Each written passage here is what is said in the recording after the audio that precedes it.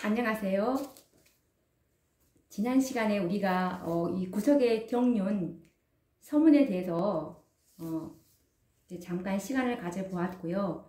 오늘은 이 구속의 경륜 이제 본론으로 이제 들어가 보도록 하겠습니다. 보통 이 구속의 경륜은 좀 어렵게 들릴 수도 있습니다. 이 구속이라는 의미를 먼저 한번 우리가 이해를 해보고 넘어가 보려고 하는데요. 이 구속이라는 말은 포로를 돈으로 주고 사온다는 의미인데요. 우리가 이게 죄를 지음으로 사단에게 팔려서 이제 마귀의 종이 되지 않았습니까? 그래서 이제 보석금을 주지 않으면 해방이 없습니다. 그래서 이 구속이라는 사전적 의미를 찾아보면은 보석금을 지불하고 되찾아온다라는 그런 의미를 가지고 있습니다. 그런데 이것은 이제 구속의 시작이고요. 이제 이렇게 보석금을 지불하고 되찾아온 사람들은 이제 자유롭게 이런 사람들을 이제 자유롭게 완전히 만들어가는 그 과정을 구속의 경륜이라고 말하는데요. 간단히 말하면은 죄의 노예가 된 사람들을 진짜 하나님의 자녀인 고상하고 거룩하게 만들어가는 그 과정, 이것을 말하는 것입니다. 우리가 성소를 보면은 이 구속의 경륜을 잘 설명하고 있는 이 구속의 청사진인데요. 성소에서도 이 뜰에서 끝나지 아니하고 이 뜰은 이제 이 보석금을 주고 이제 예수님께서 이제 보석금을 지불하고 이제 되찾아온 상태거든요. 근데 여기서 끝나지 아니하고 이 구속의 경륜이 성소의 청사진을 보면은 뜰에서 그 다음에 성소로 이제 들어가게 되고, 이제 성소에서 끝나지 않고 지성소까지. 지성소는 참으로 죄가 온전히 도말된, 거룩하고 정말 영화롭게 되어야만 들어갈 수 있는 그런 곳이기 때문에 하나님께서 우리를 이렇게 지성소의 경험까지 거룩하고 완전하게 만들어 주시겠다는 것이 하나님의 계획을 말합니다.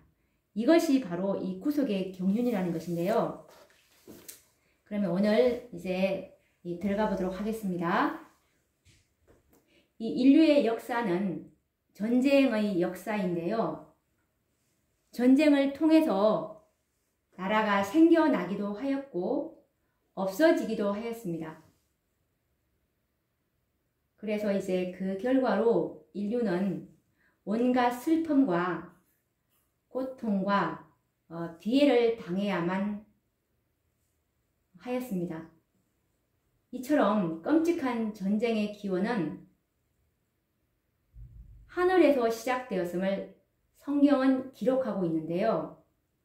요한계시록 12장 7절 말씀을 보시면 하늘에 전쟁이 있으니 미가엘과 그의 사자들이 용으로 더불어 싸울세라는 말씀이 있습니다. 이것은 미가엘이신 예수님과 그의 사자들이 용은 사단이죠. 이 용인 사단과 또한 그의 사자들, 이 사단을 따르는 악한 천사들이었죠. 이런 용과 그의 사자들과의 싸움이었습니다. 그러니까 예수님을 따르는 천사들, 그리고 용과 사단을 따르는 악한 천사들과의 싸움이었던 것입니다. 이 성경에 기록된 전쟁에 대해서는 우리가 하나의 의문점을 갖지 않을 수가 없는데요. 보통 우리가 싸움이라고 그러면 쌍방의 힘이 비슷할 때나 가능하고, 만약에 어느 한쪽의 힘이 일방적이라면 그것은 싸움이 되지 못할 것입니다. 예를 들어 보자면 이 20대의 건장한 청년과 10살도 안 되는 이런 어린아이와의 싸움이 가능하겠습니까? 마찬가지로 하늘에서 일어난 전쟁에 대해서 우리가 의구심을 떨쳐버릴 수 없는 것은 이 미가엘 되는 그리스도는 창조주고, 그리고 용인 사단은 피조물이기 때문이죠. 창조주이신 그리스도는 전능하신 분이시고, 그리고 말씀으로 하늘과 땅을 지으신 분입니다. 그렇기 때문에 이 전능하시고 창조주가 되신 그분은 말씀만으로도 사단의 존재를 존속시킬 수도 있고, 또한 존재하지 않았던 것처럼 없이 하실 수도 있으셨습니다. 그렇다면 어떻게 이 예수님인 미가엘과 사단인 용과의 싸움이 성립될 수가 있었겠습니까? 이것은 하늘에서 있었던 전쟁은 물리적인 힘의 전쟁이 아니라는 사실을 이해하게 될 것입니다. 그러면 하늘에서 일어났던 전쟁은 어떤 전쟁일까요? 우리가 이사야 14장 12절에서 14절 말씀을 보시면 사단이 하늘에서 일으킨 이 전쟁의 목적과 동기를 우리가 알아볼 수가 있는데요. 한번 이사야 14장 12절에서 14절 말씀을 읽어보도록 하겠습니다. 너 아침의 아들 계명성이여, 어찌 그리 하늘에서 떨어졌으며, 너 열국을 업은 자여, 어찌 그리 땅에 찍혔는고. 내가 내 마음에 이르기를, 내가 하늘에 올라 하나님의 뭇별 위에 나의 보좌를 높이리라. 내가 북극 지폐의 산 위에 좌정하리라. 가장 높은 구름 위에 올라 지극히 높은 자와 비기리라 하도다. 라고 말씀하셨습니다. 우리는 이 말씀을 통해서 사단이 하늘에서 전쟁을 도발한 것은 지극히 높으신 창조주 하나님과 동등될 목적으로 하나님께 도전한 전쟁이라는 사실을 우리는 알게 됩니다. 그런데 사단이 본질적으로 하나님과 동등되기란 불가능한 일입니다. 왜냐하면 하나님은 생명의 근원이신 창조주이시고, 사단은 하나님께로부터 생명을 받아서 존재하게 된 지음을 받은 피조물이기 때문에 하나님과 사단은 그 존재 자체부터가 결코 동일할 수가 없기 때문이죠. 그래서 사단도 본질적으로 하나님과 동등될 수 없다는 사실을 피조물들 가운데서는 그 누구보다도 가장 잘 알 것입니다. 그렇다면 사단이 하나님과 동등되고자 했다는 그 말의 의미는 무엇일까요? 사단은 어떻게 하나님과 동등될 수가 있으며, 또 그는 어떤 시도를 통해서 하나님과 동등되고자 했을까요? 우리는 이 화이 선지자의 이 영감의 글에서 사단이 하늘에서 일으킨 전쟁은 물리적인 전쟁이 아니고 하나님의 율법에 관한 것임을 알 수가 있는데요. 부조와 선지자 69페이지의 말씀을 한번 읽어보도록 하겠습니다. 대쟁투는 최초부터 하나님의 율법에 관한 것이었다. 사단은 하나님이 불공평하시며 그분의 율법에 결함이 있고 우주의 행복을 위하여 그것을 변경해야 할 필요가 있다는 것을 증명하려고 애써 왔다. 율법을 공격함으로 그는 그 율법의 제정자의 권위를 뒤집어 엎으려고 했다라는 증언의 말씀입니다. 그러면 사단은 왜 하나님의 율법에 대해서 터집을 잡았고 반역을 일으켰을까요? 그 이유를 아는 것은 매우 중요합니다. 사단이 하나님과 동등되기 위해서는 본질적으로는 불가능합니다. 그래서 하나님의 율법에 터집을 잡음으로써 모든 피조물들로부터 하나님과 동등한 대우를 받을 수 있는 길이 있었기 때문인데요. 사단은 하나님의 율법에 결함이 있어서 변경하여야 한다고 주장을 하였습니다. 사단이 주장한 대로 하나님의 율법에 결함이 발견되어서 변경하고 고쳐져야 한다면, 그리고 그것들이 가능하다면 사단의 지혜와 명철은 하나님보다 더 우월하다는 사실이 증명될 것이기 때문입니다.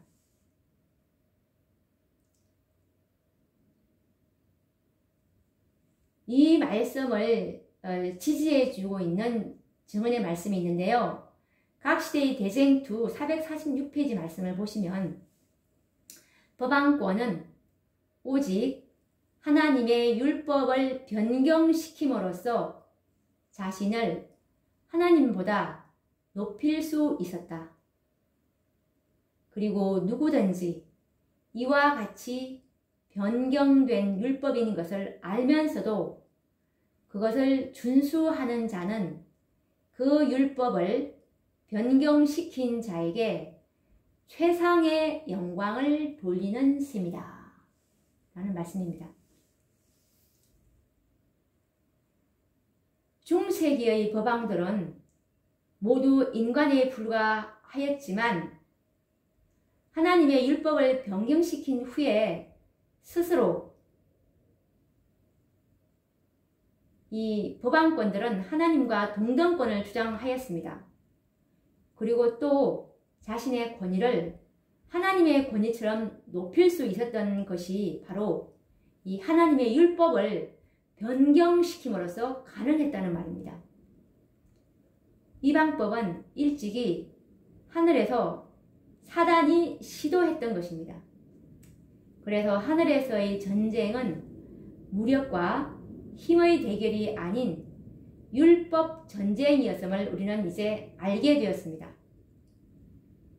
물리적인 힘의 전쟁이었다면 사단은 그리스도와 적수가 되지 않았을 것입니다. 율법에 결함이 있다는 이 사단의 주장은 무력과 힘으로 진압시킬 그런 성질의 것이 아니었습니다. 무력이나 이 폭력은 하나님의 이 하늘 정부의 원칙과는 완전히 반대되기 때문인데요. 시대의 소망 22페이지를 보시면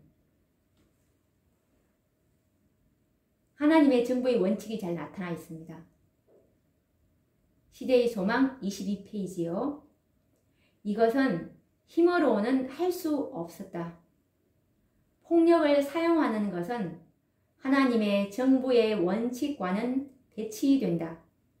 하나님은 사랑의 봉사만을 원하시는데 사랑은 명령으로 강요될 수 없는 것이다. 그것은 힘이나 권위로 얻을 수 없다. 사랑은 오직 사랑으로만 일깨워진다. 하나님을 알게 되면 그를 사랑하게 될 것이다. 그러므로 하나님의 품성이 사단의 품성과 대조되어 드러나야 한다라는 말씀입니다.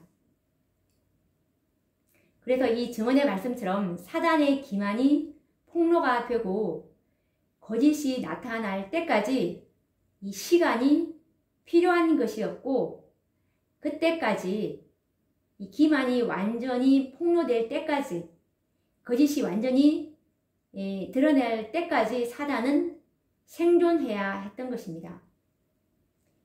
이제 사단은 전쟁에서 승리하기 위해서는 하나님의 율법에 결함이 있다는 사실을 증명해야만 합니다. 만약에 증거를 하지 얻지 못한다면 사단은 전쟁에서 패하고 말 것이었습니다. 하늘의 전쟁은 하나님의 율법에 결함이 있는지 아니면 완전 무결한 율법인지 이 증거에 의해서 성자를 가리는 법적 싸움인 율법 전쟁이었기 때문입니다. 만약 하나님의 율법이 사단의 주장대로 결함이 있다는 증거가 있다면 사단은 승리할 것이었습니다. 그리고 그는 하나님과 대등한 영광을 누리는 존재가 되었을 것임에 틀림없습니다. 그러나 사단은 하늘에서 하나님의 율법이 결함이 있다는 증거를 찾을 수가 없었는데요. 왜냐하면 하나님의 율법에는 결함이 없었기 때문입니다. 그래서 이 사단의 이 소송을 제기함에 있어서 증거가 없었기 때문에 하늘에서의 전쟁은 이제 패할 수밖에 없었죠. 그래서 사단은 이 사단을 따르는 3분의 1의 천사들과 함께 땅으로 내어 쫓긴 것입니다. 요한계시록 12장 7절에서 9절 말씀을 보면 이때 상황을 잘 묘사하고 있습니다. 하늘에 전쟁이 있으니 미가엘과 그의 사자들이 용으로 더불어 싸울세. 용과 그의 사자들도 싸우나 이기지 못하여 다시 하늘에서 저희의 있을 곳을 얻지 못한지라. 큰 용이 내어 쫓기니 옛 뱀, 곧 마귀라고도 하고 사단이라고도 하는 온 천하를 꿰는 자라. 땅으로 내어 쫓기니 그의 사자들도 저와 함께 내어 쫓기니라. 그 꼬리가 하늘별 3분의 1을 끌어다가 땅에 던지더라. 이 하늘별 3분의 1이 이제 사단을 따르는 천사 3분의 1을 말하는 것이죠.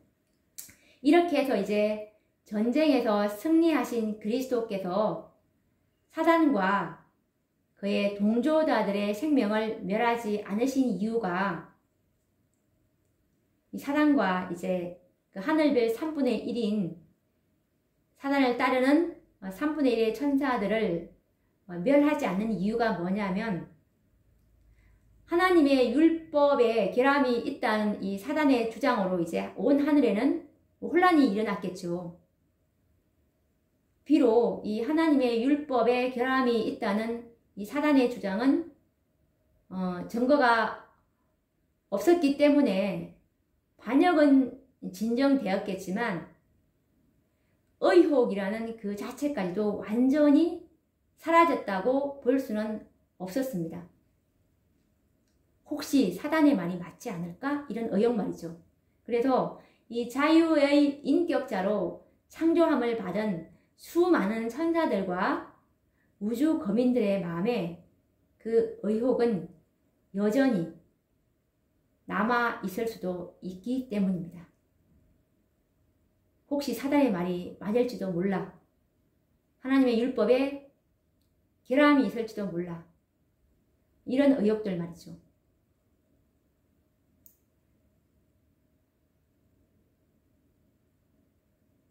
그렇기 때문에 이 사단의 반역과 기만의 열매가 드러나고 하나님의 율법의 이 완전 무결함의 증거가 나타나기까지는 사단과 이 사단의 동조자들은 생존해 있을 수밖에 없었던 것입니다. 그러면 이제 이 다음 시간에는 이 사단의 기만이 어떤 것들이었는지, 하늘에서 어떻게 이 하늘 천사 3분의 1의 동조자를 얻을 수 있었는지, 이 사단의 기만들을 우리가 다음에 이제 더 자세히 성경과 증언의 말씀으로 연구를 해 보도록 하겠습니다. 그러면 또 다음 시간에 또 찾아뵙도록 하겠습니다. 감사합니다.